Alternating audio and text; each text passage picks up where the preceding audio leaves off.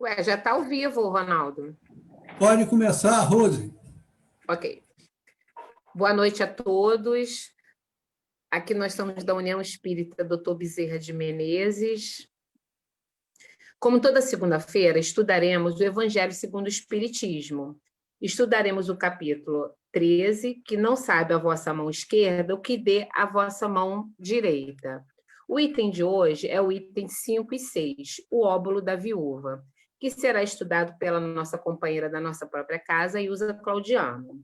Para fazer a abertura, nós faremos do livro Fonte Viva, psicografado por Chico Xavier pelo Espírito de Emmanuel, da coleção Fonte Viva. A retribuição. Pedro disse-lhe, e nós que deixamos tudo e te seguimos, que receberemos? Mateus, versículo 19, item 27. A pergunta do apóstolo exprime a atitude de muitos corações nos templos religiosos. Consagra-se o homem a determinado círculo de fé e clama de imediato: que receberei? A resposta, porém, se derrama silenciosamente, por meio da própria vida. Que recebe o grão maduro após a colheita? O triturador que o ajuda a purificar-se. Que prêmio se reserva a farinha alva e nobre?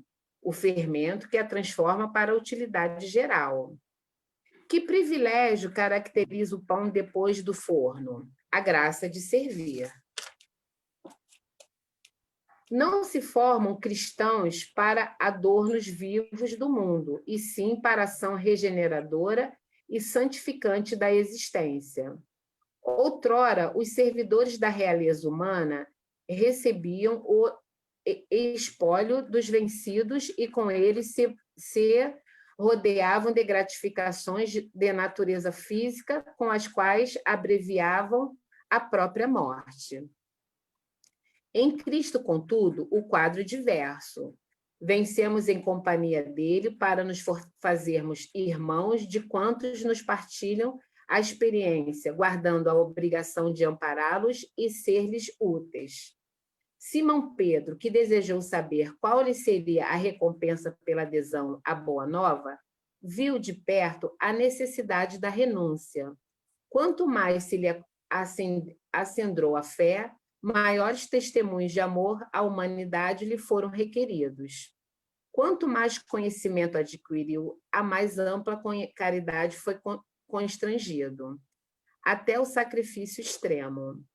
Se deixaste, pois, por devoção a Jesus, os laços que prendiam as zonas inferiores da vida, recordava que, por felicidade tua, recebeste do céu a honra de ajudar, a prerrogativa de entender e a glória de servir.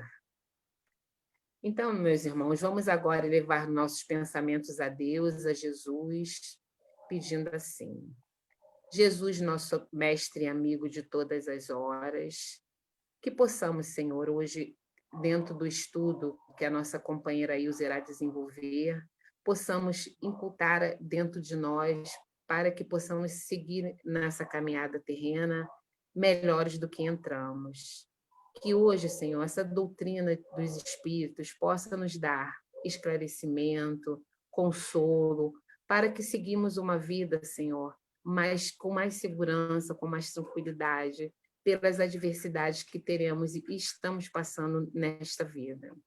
Agradecemos a Jesus, a Deus, aos bons espíritos e a toda a falange de Dr. Bezerra de Menezes que nos envolve nesse momento. Que assim seja, graças a Deus. Companheira Ilza, até às 21h e... Não, como nós passamos, até 21h13, mais ou menos.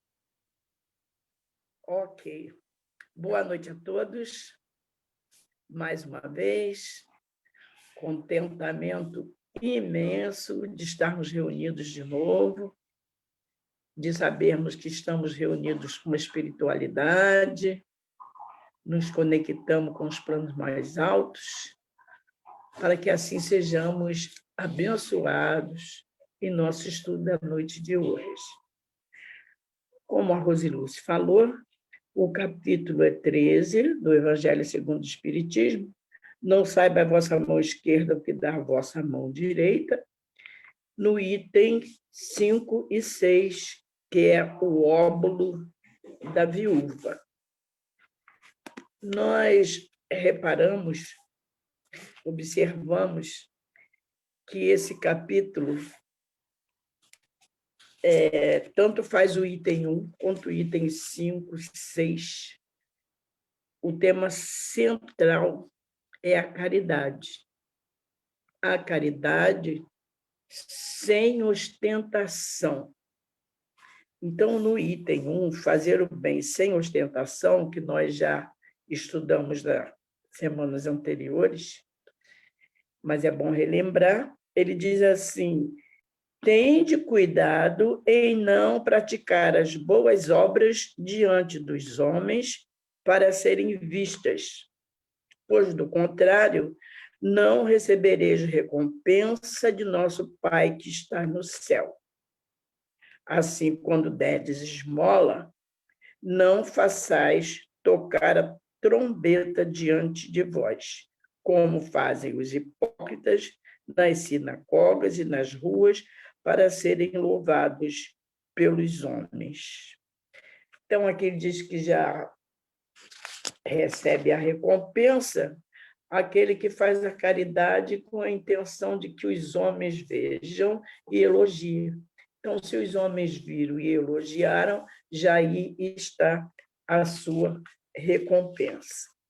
E durante o capítulo, o versículo do óbolo da viúva, o item, né? Melhor assim dizendo, a gente vai perceber que é o tempo todo nos alertando, nos orientando, nos ensinando, nos lembrando, nos relembrando, porque isso já nos foi dito há muitos séculos atrás, a caridade sem ostentação, a caridade feita por sentimento puro, de coração, com a vontade sincera de ajudar o próximo, sem recompensa e sem ostentação.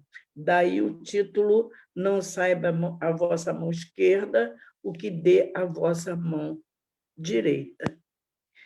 E aí a gente inicia o óbolo da viúva, que diz assim: estando Jesus sentado diante do cofre das ofertas, ao observar de que modo o povo lançava ali o dinheiro, viu que muitas pessoas ricas o depositavam em abundância. Nisso também veio uma pobre viúva que apenas colocou 2 pequenas moedas no valor de 10 centavos cada uma. Chamando então seus discípulos, disse Jesus: em verdade vos digo que esta pobre viúva deu muito mais do que todos os que antes puseram suas dádivas no cofre, porque todos os outros deram do que lhes sobra, ao passo que ela deu o que lhe faz falta, deu mesmo tudo o que tinha para seu sustento. Então, a gente vê que Jesus estava observando o modo com que davam, com que doavam as esmolas. Este modo que Jesus estava observando era o sentimento de cada um. O sentimento, o que ocorria dentro de cada um daqueles que estavam dando ali aquela esmola. E aí eu, nas pesquisas, né, é esse que, quando diz aqui que Jesus estava sentado diante do cofre das ofertas, o cofre das ofertas ficava em um salão das mulheres, que existiam no templo. O templo era dividido por diversos salões, se não me engano, 4. e tinha o templo do sacerdote, dos estrangeiros, e por aí tinha o templo sagrado, né? E tinha o templo, o salão, a divisão que eles chamavam átrio, são átrios, átrio do sacerdote, átrio das mulheres, átrio dos estrangeiros, que eram os gentios não poderiam ultrapassar ali do seu salão, porque seriam condenados até a morte. Eles deveriam ficar no seu salão, cada um no seu respectivo, né? E essa escada que Jesus estava sentado era a escada que dava lá para o salão, o pátio, o átrio, que era chamado na época, das mulheres, porque ali nesse átrio das mulheres era onde ficavam os galofiláceos, gasofiláceos, desculpa, onde ficavam os gasofiláceos.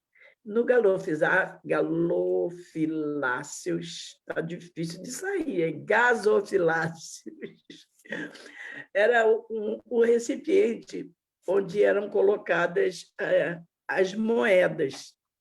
E esse recipiente ele era em forma de um cone, né? Que era estreito na parte de cima e mais largo na parte de baixo. Então, quando os ricos depositavam ali suas várias moedas valiosas, as moedas tilintavam ali dentro do gasofilácio, batiam uma nas outras e faziam aquele barulho, quer dizer, tocava a trombeta, que o feitio do gasofilácio era o feitio de uma trombeta. Então, todo mundo que estava ali por perto via que estava depositando muitas moedas, porque fazia muito barulho, tocava a trombeta. E a viúva, colocando suas modestas 2 esmolinhas, não fez nem barulho. Suas moedinhas não fizeram barulho dentro do gasofilácio. E aí está a caridade que agrada a Jesus. É aquela caridade que não faz barulho, que não chama atenção, que não faz com que os outros percebam que aquela pessoa está dando aquela esmola, que é o óbolo. Pesquisando também, eu aprendi que a moeda na Grécia Antiga, o óbolo, era de menor valor. Eu fui procurar, então, a de maior valor. A de maior valor chamava-se dracma. Eles tinham lá uma medida de massa lá e fazia a diferença entre o valor do óbolo e do dracma. E a viúva, como diz aqui, pobre viúva, aí a gente pode imaginar, a gente já estudou que, na época, a mulher era muito discriminada, né? A mulher não tinha direito quase a nada, principalmente sendo viúva, porque também, na época, a viúva que não tinha filho não tinha direito à herança. Se ela tivesse um filho, então o irmão do ex-marido, né, do morto, casava com ela e então ela teria um direito. Mas aqui, como eles colocaram pobre viúva, ela era pobre, então ela não deveria ter filho, ninguém deve ter casado com ela, né? E aí ela ficou sem um poder financeiro. Mas nem por isso ela deixou de fazer a sua doação. Ela foi lá e fez a sua doação, e importante também que eu acho é que ela foi a única que, entre os ricos, né, ela teve a coragem de ir lá com a sua humildade, com a sua pobreza, depositar sua pouquinha moeda, né? Suas moedas de pouquinho valor, o óbolo, entre aqueles que estavam lá ostentando. Aí a gente vê a observação de Jesus em nossos atos, em nossas atitudes. Assim, ele observa quando nós tomamos as nossas atitudes, os nossos atos são avaliados por ele, porque ele vê, ele lê os nossos sentimentos. Então, quando se quer fazer uma presença doando alguma coisa, pode até receber elogio dos homens, né? Os homens vão dizer: olha, como ele doou, ele é bom, ele é rico, ele doa muito, né? E da pobre viúva, não. Talvez, ou quase com certeza, nem observaram, porque não fez barulho, né? E aí, daí para cá, depois dessa essa observação, o Kardec vem dizendo para a gente, no item 6, muitas pessoas lamentam não poder fazer todo o bem que gostariam, falta de recursos suficientes. E se desejam possuir riqueza, dizem para lhes dar boa aplicação. E, sem dúvida, louvável a intenção, e pode até ser sincera em alguns. Será, porém, completamente desinteressado em todos.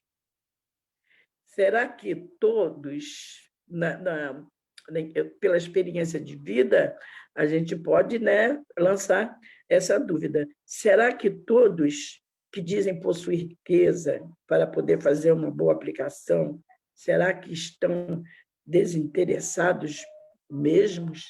Será que eles estão com a intenção mesmo de fazer esta boa aplicação? Não haverá quem, desejando fazer o bem aos outros, prefira poder começar por fazê-lo a si próprio, proporcionar a si mesmo alguns gozos, mas usufruir de um pouco do supérfluo que lhe falta, destinando aos pobres o resto. Aí está, né? Muitas vezes a gente percebe pessoas que dizem assim: eu vou ajudar tal instituição, mas primeiro eu tenho que comprar um outro carro, porque um carro só não está satisfazendo as necessidades da minha família. Eu quero comprar um apartamento na Barra, porque esse no Recreio também já não está muito bom. Coisas assim, mais ou menos assim, dessa forma. E o que sobrar, eu vou ajudar a instituição. Isto não quer dizer que essa ajuda não tenha sua importância. Logicamente, toda instituição necessita de dinheiro, necessita de ajuda, né, para poder manter essa instituição e atender às necessidades que desta instituição as pessoas dependem. Há grande importância nisso, sim.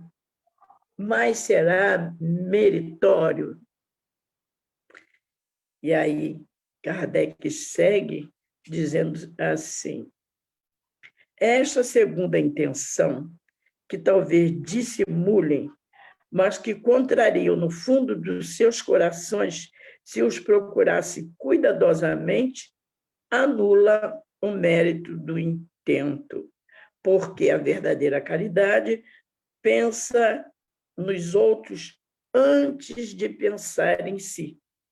Então, quem pensa em primeiro obter seu supérfluo para depois ajudar, não está praticando a verdadeira caridade, sem deixar de ser importante o auxílio que ele está ofertando lá para a prostituição ou para alguma pessoa. E, seguindo, ele diz, o sublime da caridade, nesse caso, estaria em procurar o homem no seu trabalho, pelo emprego de suas forças, de sua inteligência, de seus talentos, os recursos que lhe faltam para realizar generosos propósitos. Então, se eu estou com vontade, se eu tenho o propósito de auxiliar alguém ou alguma instituição, seja lá que estiver necessitando de ajuda, eu não vou esperar que eu consiga primeiro satisfazer as minhas vaidades para ajudar. Eu vou procurar pelo trabalho. E existem muitas maneiras da gente trabalhar e ajudar sem que seja com dinheiro. A gente pode trabalhar pela caridade pura, sincera, visitando um doente, levando uma palavra amiga, né? Ajudando. Às vezes, a gente vê uma pessoa que tem um parente doente, mas que está tão atarefado, não tem tempo nem para pegar esse doente, dar-lhe um confortozinho de um banho, de um passeio, de umas palavras amigas, né? Então, vou lá na casa da fulana ajudar a fulana a cuidar do seu parente, que não está em condições de se manter sozinho, às vezes até numa cadeira de roda, né? A gente pega, parece que é nada, mas é uma importância muito grande. Pegar, levar para passear, sentar no banquinho da praça, ver criança correndo, né? Ver flores, porque a nossa terra querida dá flores até no cantinho do meio-fio, ver pássaros, né? Sentir o perfume daquelas flores. Passa uma pessoa e cumprimenta, oi, como vai? Tudo bem? A senhora está bonita. Isso é uma caridade imensa. A gente está fazendo um bem tão grande àquela pessoa sem dinheiro, sem dracma, sem óbolo, mas a gente está fazendo uma caridade porque o coração pediu que a gente fizesse aquilo por aquela pessoa, por aquelas pessoas, por aqueles nossos irmãos, né? E pelo trabalho também, por exemplo, se eu sou costureira e quero ajudar alguém com dinheiro, eu vou procurar fazer mais costura para ganhar mais dinheiro, para poder dividir, né? Aquilo que eu tiver com uma pessoa que está necessitando e não tem outros meios de conseguir. Daí a gente chama isso de caridade, porque Jesus nos ensinou que isto é caridade. Jesus também nos ensinou que caridade é benevolência para com todos. Então, devemos ser bons para com todos. Sermos bons até para aqueles que não nos querem bem, nós devemos ser bons. E ter indulgência para com todos. Indulgência, não observar o defeito do outro, observar suas qualidades.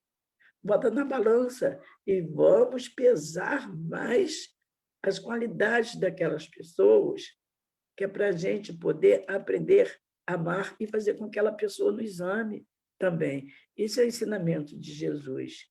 E o perdão. O perdão é uma caridade enorme, né?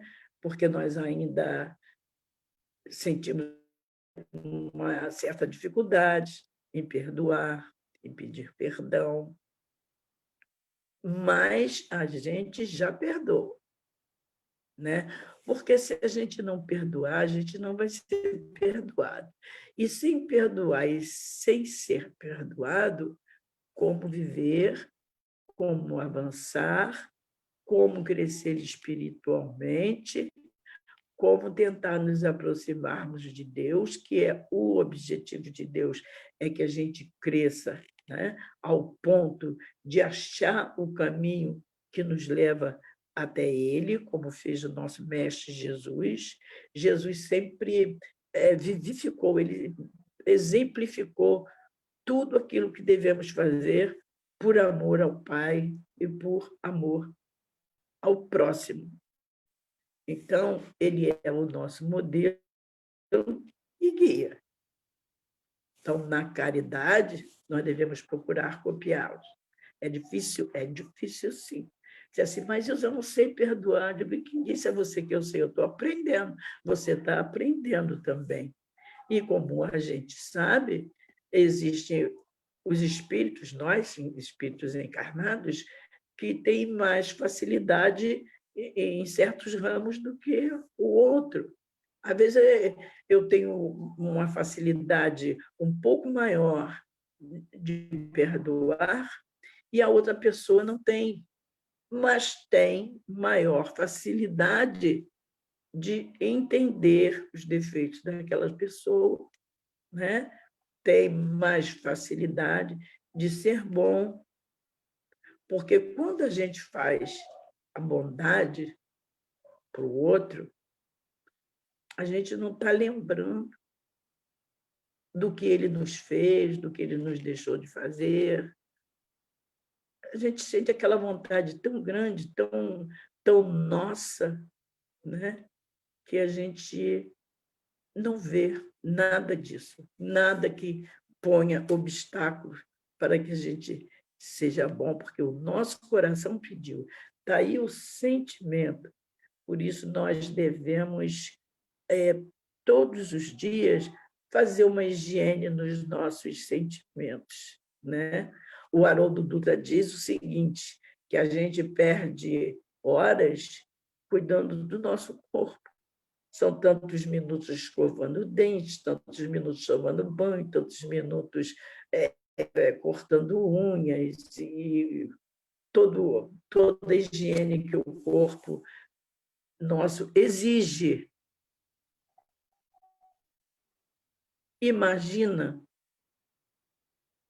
nossa parte espiritual, nós espíritos imortais, o que não precisa também de uma boa higiene. Então, para que a gente possa ter esse sentimento que Jesus quer ver na gente, cada vez que a gente fizer uma doação, é preciso que a gente faça uma higiene nos nossos sentimentos, que nós cuidemos do nosso espírito, que nós nos cuidemos espiritualmente, fazendo essa higiene em nós mesmos, procurando não se deixar influenciar por maledicências, por fofoquinhas, intrigas e aquele desejo de vingança que às vezes se sente. Então, essas coisas todas, esses vícios que a gente ainda traz de épocas antigas, nós estamos na oportunidade, nós estamos encarnados, estamos na oportunidade de aprender a nos livrarmos disso, a nos livrarmos dessas imperfeições todas, para que a gente, quando praticar uma caridade, seja uma caridade pura, seja uma caridade real, seja uma caridade com amor, que a gente chegue até fazer com uma simplicidade que talvez a gente nem sinta que a gente está fazendo essa tal caridade. Porque o Divaldo Franco, certa vez, falou o seguinte, estranho, né? Ele falou assim, tem gente que vai para o inferno pelos caminhos do céu. Como pode isso? Estranho. Mas ele explicou. porque está na atividade certa, está nas atitudes certas, mas com a postura errada, né? E então, o Haroldo contou um caso que ele conheceu um senhor que há anos e anos ele dava sopa para as pessoas, então ele mesmo fazia. E aí ele já estava há muitos anos fazendo isso, que ele já estava um pouco cansado, um pouco saturado dessa sopa. Então, a vida dele era tão corrida com esse compromisso de fazer as sopas e distribuir, que ele não tinha tempo para nada, ele não tinha tempo para fazer uma oração, ele não tinha tempo para uma meditação, ele não tinha tempo para fazer a sua higiene espiritual. Então, o cansaço, né, foi aumentando nele, que diz o Haroldo que, por fim, quando chegava na 10ª pessoa, ele já estava quase que jogando a sopa em cima das pessoas. Ele já estava saturado, quer dizer, ele já estava com uma conduta que não estava condizendo, né, com aquele prato de sopa, tendo bastante importância, porque ele estava dando comida a quem tem sede, né? A gente lembra que Jesus disse: quando eu tive fome, deste de comer; quando eu tive sede, deste de beber; quando eu tive preso, foi me visitar; quando eu tive doente, aquelas coisas todas. Então, existe essa grande importância, sim, ele estava dando sopa a quem tinha fome, mas a conduta dele, devido ao desgaste, ao cansaço, ele já estava nessa situação que o Haroldo falou. Aí me fez me lembrar do Livro dos Espíritos, a lei do trabalho e a lei do repouso, né? Nós também temos que nos repousar, faz parte da higiene, né? Da higiene do nosso espírito, para que a gente possa fazer uma doação com carinho, com amor, né? Com satisfação, com alegria, com simplicidade. Aí está a verdadeira caridade. E foi o que essa viúva fez, né? A conduta dela foi uma conduta assim maravilhosa, porque ela não se importou com a grandeza que estava ao redor dela, dos ricos colocando as moedas e tilintando dentro daquela corneta, né? Daquele gasofilácio, fazendo barulho, anunciando o que tinha feito. Ela foi humildemente, colocou suas moedinhas, mas colocou lá o quê? Com grande amor, com grande carinho, com simplicidade. E a gente vê aqui, bem-aventurados os que têm puro coração, né? A simplicidade. É o exemplo que a viúva nos traz aqui. A gente ainda não está nesse ponto de fazer a caridade tal qual a viúva fez. Mas o Miramês nos dá um consolo muito grande sobre isso. Ele diz assim, olha, o óbolo da viúva é verdadeiramente símbolo da caridade mais pura, porque foi dado com o coração. Ela deu tudo o que tinha para dar, talvez até o de que precisava para se alimentar. No entanto, a caridade entre os homens que crescem espiritualmente toma outras formas. As posições são variadas no íntimo do coração.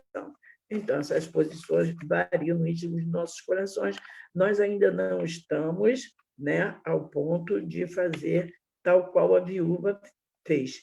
Mas aí ele explica: se já compreendemos que a evolução não dá saltos, mas tem uma sequência de passo a passo, de vida a vida, jamais o ser humano, mesmo acompanhando grandes mestres da filosofia espiritualista, pode pretender fazê-la na perfeição que lhe cabe, com o coração em Jesus. Portanto, mesmo que as pessoas não sintam, como a viúva pobre do Evangelho, O amor de doar o que tem em favor dos que sofrem e o que elas quiserem, mesmo do que sobra em sua mesa, já é um começo.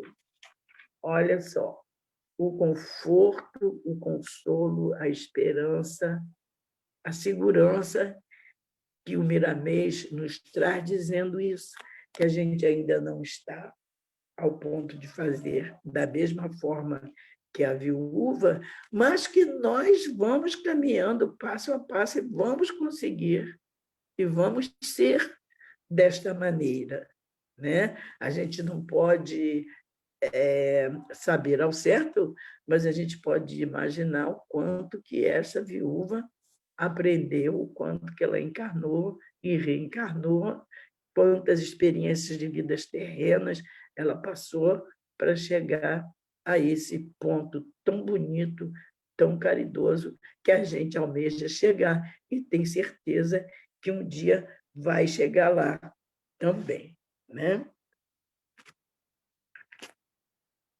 Então, seguindo, Kardec fala o seguinte: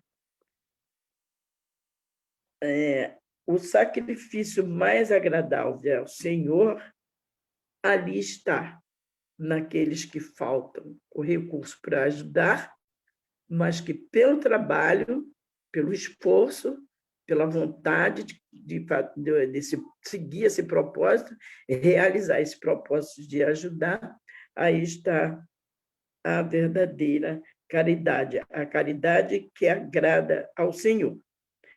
Infelizmente, a maioria vive a sonhar com os meios mais fáceis e mais rápidos de enriquecer, correndo atrás de quimeras, como a descoberta de tesouros, uma chance aleatória favorável, o recebimento de uma herança inesperada e etc. Que dizer do que esperam encontrar nos espíritos auxiliares que os secundem em pesquisa dessa natureza? Pois é, o que pensar?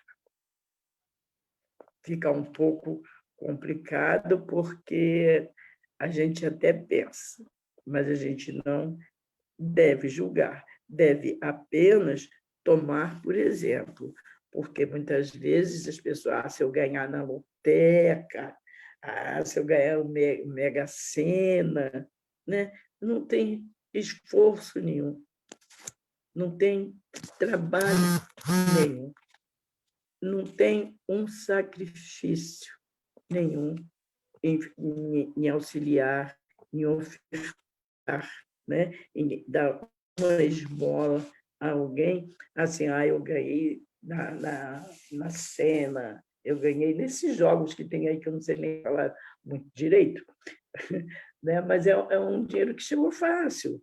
Então, o dinheiro chegou fácil, eu vou lá e dou, aqui, ó, toma, estou ajudando para caramba, aí tem dinheiro à beça para ajudar vocês. Isso foi caridade? Não foi caridade. E, às vezes, ainda fazem até com ostentação, né? Porque está com dinheiro na mão, acha que está com tudo, acha que está cheio de poder, se acha superior, né? E vai lá e doa, às vezes até com ostentação, um dinheiro que ele não fez nem esforço para conseguir, né? Quando a gente está cansado de saber que uma doação feita de coração não precisa ser de dinheiro. É lógico que nesse nosso mundo a gente precisa de dinheiro, sim, mas como a gente não tem, não é que vai deixar de fazer. Isso não é motivo para não fazer. Existem muitos meios, como já foi dito, né, de fazer caridade. Às vezes a gente passa pelas pessoas, vizinhos, pelos conhecidos, oi, como vai? Tudo bem? Tudo bem. Aí a pessoa responde assim, tudo bem, mas na verdade não está tudo bem. Ele está carregando ali uma coisa, uma mágoa, uma tristeza, um sentimento até, às vezes, de derrota, né? E a gente nem olha para aquela pessoa. Agora, se a gente para, né?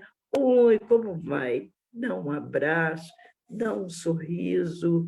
Como vão todos na sua casa? Tem novidade para me contar? Pô, fiquei tão contente em te ver. E aí a pessoa já vai se sentindo à vontade. Estou passando por certos momentos. Poxa, vamos conversar. Você está com tempo? Vamos conversar um pouquinho, vamos sentar. E a gente senta na nossa casa, na casa da pessoa, ou no lugar que estiver propício a isso, né? E vamos ouvir aquela pessoa, escutar, aliás, né? Porque escutar, quando a gente escuta, a gente analisa a pessoa, as palavras que as pessoas estão nos dizendo, e isto é uma caridade, porque é muito terrível a pessoa não ter nem com quem conversar, alguém que confie, ou alguém que não abra assim, um campo, uma oportunidade para que essa pessoa se declare ali o que está sentindo. Porque se passa, oi, oi, oi, tudo bem, foi embora. Passou, acabou. Talvez até ela estivesse com vontade de falar, mas não encontrou oportunidade, não encontrou ensejo em se abrir e falar, né? Botar para fora o que está lhe angustiando. A angústia é muito ruim, a angústia dói. Então, se nós prestarmos atenção, quantos e quantos gasofiláceos a gente pode colocar a nossa humilde moeda, nosso óbolo, né?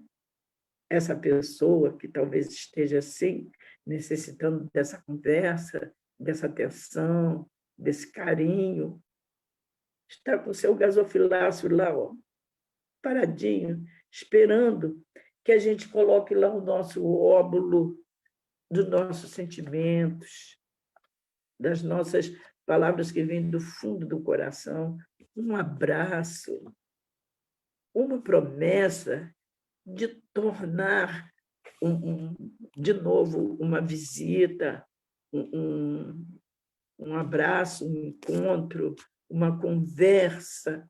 Como é bom conversar, a gente precisa muito disso. A gente precisa de conversar, a gente precisa de ser escutado, a gente precisa de escutar, a gente precisa de ser escutado, porque todos nós estamos aqui no mesmo barco.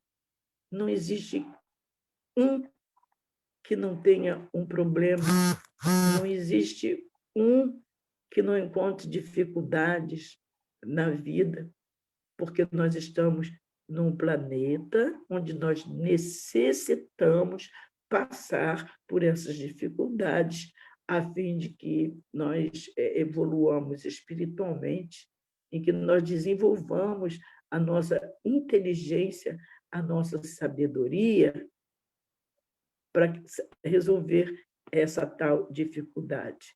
Então, todos nós precisamos.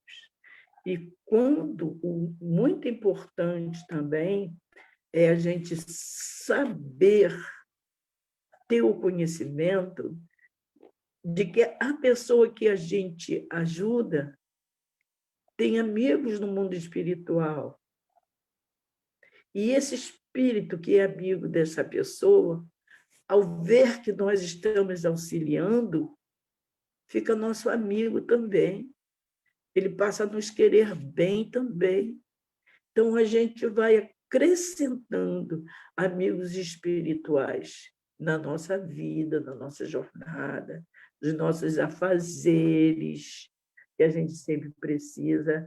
Como que a gente não vai precisar de ajuda de espíritos para a gente viver num mundo tão atribulado, né? Tão difícil, tão cheio de tropeços e obstáculos? Isso é a caridade. A gente poder dar atenção, a gente poder dar um carinho, a gente poder doar de si, como tem aqui num desses capítulos aqui anteriores, que eu não me lembro dizer qual, aquela senhora que ia ajudar as famílias carentes e ainda levava a sua filhinha. E a filhinha ajudava ela a cuidar de doente, mas a filhinha quis ajudar mais. Então, a mãe lhe ensinou, você vai ajudar, sim, mas você vai ajudar dando de si, porque se eu der alguma coisa de material para você doar, o mérito não será seu. Então, você vai aprender a fazer roupinhas de crianças e vai doar para essas crianças. Então, assim a filhinha dela fez, né? E passou já a saber, desde criança, o que é doar de si, doar com sentimento. O sentimento, o nosso pensamento, né? Porque a gente sente, a gente pensa. O Haroldo fala na caridade essencial, que está aqui no livro Vinha de Luz, no livro Vinha de Luz, fala na caridade essencial. Eu esqueci o número da lição, mas até ontem eu sabia. Hoje eu esqueci. A caridade é essencial. Então, o que a gente deve fazer é um exercício de pensar, falar e agir. Porque primeiro a gente pensa. O pensamento é tudo, né? A gente fala e age, porque também não adianta eu pensar, falar e não agir. Temos que agir. Assim como a gente faz, que é, Senhor, dá-nos força para que a gente possa colocar em prática o seu aprendizado e tal, é isso também que a gente tem que fazer. Pensar em ajudar, falar, oferecer ajuda, mas também ter o seu sentimento com vontade de agir, né? Porque o pensamento é tudo, né? O Carlinhos Conceição tem uma música que ele fala o que eu ando construindo aqui dentro de mim, o que eu ando emanando em torno de mim. Que matéria eu usei, mais ou menos assim, nessa construção. Aí ele diz, o pensamento é a argamassa e o tijolo. Olha só que coisa forte, né? Eu ando edificando meu eu. Que alicerce foi a base dessa construção. Aí ele diz, o pensamento é a argamassa e o tijolo. Então, quando a gente pensa numa criatura que está necessitando de um auxílio, de uma ajuda, de uma caridade, seja ela que for, a gente coloca em ação. A gente vai agir, vai ao encontro, não esperar que essa pessoa venha ao nosso encontro. A gente vai ao encontro dessa pessoa, como foi o exemplo desta senhora que ia nas casas, né, ajudar as famílias pobres. E ela também, ela ajudava financeiramente, né? Diz que ela tinha um carrinho que vivia cheio de coisas, cheio de mantimentos, cheio de roupa. Ela passava. E tinha uma família que o chefe da família, o marido, o pai das crianças, estava internado no hospital. E ela saiu daquela casa, depois de cuidar de quem precisava, foi ao hospital, né? Foi lá acalmar o homem, dizer para ele que a família dele estava sendo assistida, que não estava faltando nada para ele, e ainda fez uma prece para ele, né? Orou para ele. Olha, a oração, olha que caridade pura também é a oração. Porque quando a gente ora, a gente se conecta com o plano espiritual. E essa conexão com o plano espiritual vai nos fortalecer, vai nos esclarecer, vai nos dar uma luz de como proceder nessa nossa caminhada terrestre. E o proceder, amar uns aos outros. Né? E terminando o parágrafo aqui do livro, o Kardec vem dizendo assim: aqueles cuja intenção está isenta de qualquer ideia pessoal devem consolar-se da impossibilidade que se encontram de fazer todo o bem que desejariam, lembrando-se de que o óbolo do pobre, do que dá, privando-se do necessário, pesa mais na balança de Deus do que o ouro do rico, que dá sem se privar de coisa alguma. A satisfação seria grande, sem dúvida, em poder socorrer em larga escala a indigência, a pobreza, a miséria mesmo. Mas se essa satisfação lhe é negada, submeta-se e se limite a fazer o que pensa. Aliás, será só com dinheiro que se pode secar lágrimas? Deve-se ficar inativo quando não se tenha dinheiro?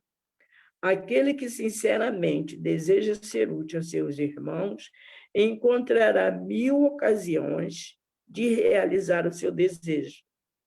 Procure-as e encontrarás.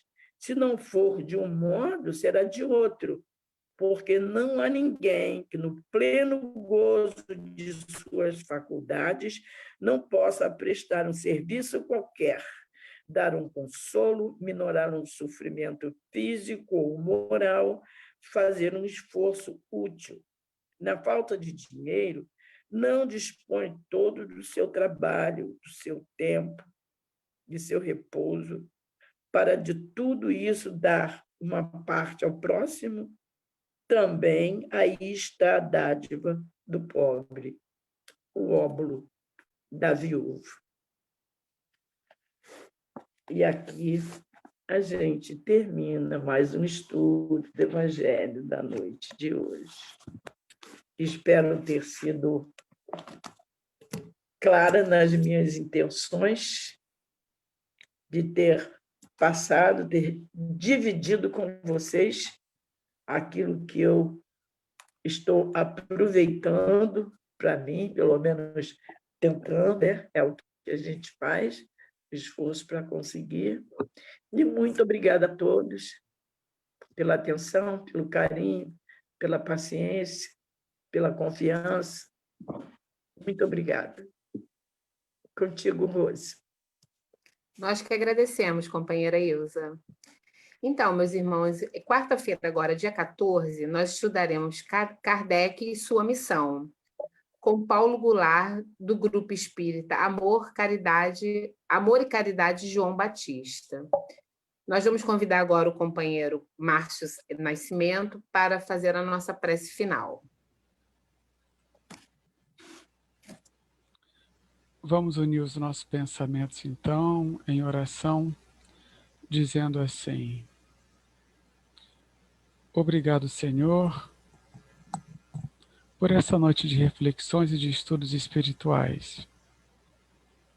Que, em nome de Deus, o lar de cada um de nós possa ser abençoado nesse momento, que as vibrações de paz e harmonia que estamos criando com o nosso pensamento elevado, com o nosso pensamento voltado para Ti, possa se reverter em benefício dos nossos lares, dos nossos parentes, das pessoas que amamos e principalmente, Senhor, de todos os sofredores encarnados e desencarnados.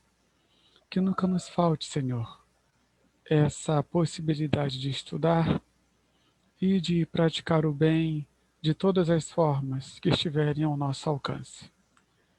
Que assim seja. Graças a Deus. Obrigados a todos e uma ótima noite.